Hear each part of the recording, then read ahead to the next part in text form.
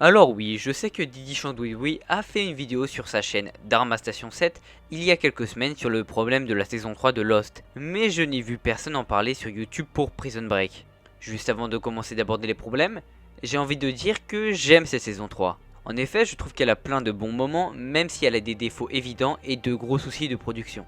Alors pour parler de la saison 3 de Prison Break, il faut déjà s'intéresser aux deux précédentes. Je pense que tout le monde est d'accord pour dire que la saison 1 est culte et que la saison 2 est bien, même s'il y a parfois quelques lenteurs.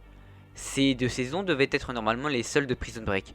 Paul Schering, le créateur de la série, mais si, le mec qu'on voit à chaque générique, voulait faire une première saison sur l'évasion de prison, puis une seconde sur la cavale, où The Company, le cartel pour les Français, prendrait une place importante. Cependant, vu le succès de la série, la Fox demande à Schering de changer la fin de la saison 2 pour pouvoir faire une saison 3. Et on a peut-être là notre premier problème de la saison 3. Alors que les intrigues des deux premières saisons étaient écrites à l'avance, la saison 3 est là à des fins financières. Paul Schering dit même « J'ai toujours maintenu qu'il s'agissait d'une histoire sur 2 ans, et je savais qu'elle allait être l'idée principale de ces deux saisons avant même d'écrire la première page du pilote. » Ouais, vous entendez bien, la saison 3 n'était pas prévue. Vous pouvez vous dire que ce n'est pas important, mais le fait qu'on rajoute une troisième saison à un script initialement écrit pour 2 ans nous donne l'impression que les scénaristes ne savaient pas où ils allaient, ce qui est vrai. En effet, nous allons voir tout à l'heure que les actions de la saison 3 ont peu de conséquences, mais parlons du second problème de cette saison, la grève des scénaristes d'Hollywood en 2007. La grève des scénaristes va forcer les producteurs à ne tourner cette année que 13 épisodes au lieu des 23 prévus et de renvoyer tout le monde chez eux à la fin de la semaine prochaine jusqu'à nouvel ordre. On November 28th, we finish episode 13, and unless the strike is settled, which I doubt it will be, yeah, a lot of people are going to get laid off. It's going to be really tough for the crew. La grève des scénaristes américains est une grève menée par la Writers Guild of America. Plus de 12 000 scénaristes rejoignirent le mouvement de grève qui débuta le 5 novembre 2007 et se termina par leur victoire le 3 février 2008. Les scénaristes souhaitaient que soient prises en compte pour les rémunérations, les sorties DVD, les unions d'animation et les téléréalités, ainsi qu'une compensation pour les nouveaux médias, en rapport avec les distributions de téléchargements légaux par internet. Et devinez quand débute le tournage de la saison 3 ? En plein pendant la grève des scénaristes. La saison 3 ne possède donc que 13 épisodes au lieu des 22 prévus, ce qui est clairement un gros problème. Enfin, imaginez si on avait eu 22 épisodes dans cette prison à sauna, ça aurait été clairement pas la même chose. Troisième problème de la saison 3, le désistement de Sarah Wayne Collies.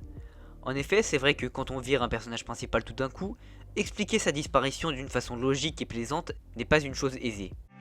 Une saison bien tourmentée, d'abord avec la disparition du personnage féminin, le docteur Sarah Tancredi, suite au désistement de la comédienne Sarah Wayne Callies. It's a loss.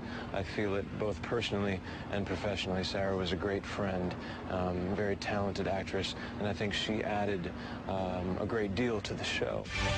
Mais le souci... Sur Wikipédia, on n'a pas plus d'infos que le producteur ne la conserve pas pour la saison 3. Et donc il existe entre guillemets plusieurs théories qui expliquent ce désistement de l'actrice qui joue Sarah Tancredi. La première, et qui semble la plus logique, est que l'actrice était enceinte durant le tournage de la saison 3, ce qui paraît cohérent puisque sa fille est née le 20 juillet 2007. La seconde théorie est que Sarah Wayne Collies voulait une augmentation de salaire. Un article de spin-off dit tout simplement « On imagine que c'est une question de gros sous, mais rien ne sert de palabrer, on n'aura probablement jamais le fin mot de cette histoire. » La troisième théorie est que l'actrice n'a pas eu le choix et s'est fait virer de Prison Break parce que la production ne savait pas quoi en faire. Sarah Wayne Collies dit même dans une interview à Téléstar « Je n'ai pas eu le choix. Je suis triste, mais c'est la loi du show business. » Pourquoi je considère que l'absence de Sarah Wayne Collies est un problème de la saison 3 ? Car comme vous le savez, Sarah Tancredi est censée mourir dans la saison 3 de Prison Break, et les scénaristes pensaient qu'elle était réellement morte. Je cite encore une fois l'article de spin-off. La saison 4 démarre de très mauvaise façon, sachant que les scénaristes étaient persuadés, en écrivant la saison 3, que Sarah était morte. Parce que oui, comme vous le savez si vous avez vu la saison 4, Sarah n'est pas morte. Et je pense que si l'actrice n'avait pas été écartée par la production durant la troisième saison, ou si elle avait été disponible, les scénaristes auraient pu éviter de la faire mourir, puis ressusciter, ce qui serait beaucoup plus crédible. Quatrième problème de la saison 3, elle est inutile. Bon ok, je vais peut-être un petit peu reformuler différemment. Les nouveaux personnages sont inutiles et les actions n'ont pas de conséquences. Ok, donc regardons les nouveaux personnages importants introduits durant la saison 3. On a Lechero, Sammy, McGrady et Whistler. Alors, Lechero se fait shooter comme un débile, puis se fait finish par T-Bag, Sammy se fait ensevelir par des cailloux, Whistler se prend une balle dans la tête dans le premier épisode de la saison 4, et McGrady rejoint la Colombie avec sa famille. Donc oui, les personnages introduits dans cette saison, à part Gretchen, sont complètement useless. Un bon exemple de personnage utile pour moi, c'est Mao dans la saison 2. Lui, il a une évolution de personnage, et il est utile pour la suite de l'intrigue. Ensuite, pour vous montrer que les actions n'ont aucune conséquence, imaginez que cette saison 3 disparaisse. Eh bien, l'histoire resterait cohérente, si on changeait légèrement la fin de l'épisode 22 de la saison 2 et le début de la saison 4. Enfin, je veux dire, dans cet univers parallèle où la saison 3 n'existerait pas, on aurait une première saison avec l'évasion, une seconde avec la cavale, et une troisième où Michael Scofield arrête de fuir pour s'en prendre à The Company, la conspiration qui a piégé son frère. Et ce serait cohérent. Qu'est-ce qu'elle apporte au niveau de l'intrigue cette saison 3 sérieusement? Les actions n'ont clairement pas de conséquences. Par exemple, la mort de Sarah est useless puisqu'elle ressuscite et ça sert à rien de faire évader Whistler puisqu'il crève à l'épisode d'après, il n'y a juste pas d'enjeu. Le cinquième et dernier problème de la saison 3 est pour moi un problème d'écriture. Je veux dire, ça se voit que les scénaristes ne savaient pas où ils allaient et que parfois on rajoute des péripéties juste pour rajouter des péripéties. J'ai envie de vous montrer un exemple. Gretchen tue la personne que Michael aime le plus pour négocier avec lui. Bon, déjà en termes de diplomatie on a vu mieux. Et ensuite elle demande tout simplement à Whistler de buter Michael. What about Schofield? Kill him.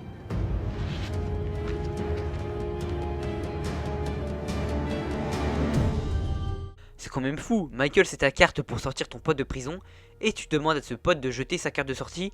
Waouh. Enfin si ça c'est pas une preuve que le personnage est mal écrit ou qu'on veut créer des péripéties pour rien. Bon, pour conclure, j'ai envie de dire que la saison 3 a souffert de problèmes de production, d'écriture des personnages et de problèmes de casting, qui font qu'à la fin le rendu n'est pas terrible. Pour terminer cette vidéo, j'ai juste envie de vous montrer les audiences de la saison 3 de Prison Break, qui ont clairement commencé à chuter durant cette saison, qui passent parfois en dessous des 4 millions de téléspectateurs sur M6, alors que la saison 1 faisait plus de 7,5 millions de téléspectateurs. J'espère que vous aurez apprécié cette vidéo, et moi je vous dis à la prochaine pour une nouvelle vidéo.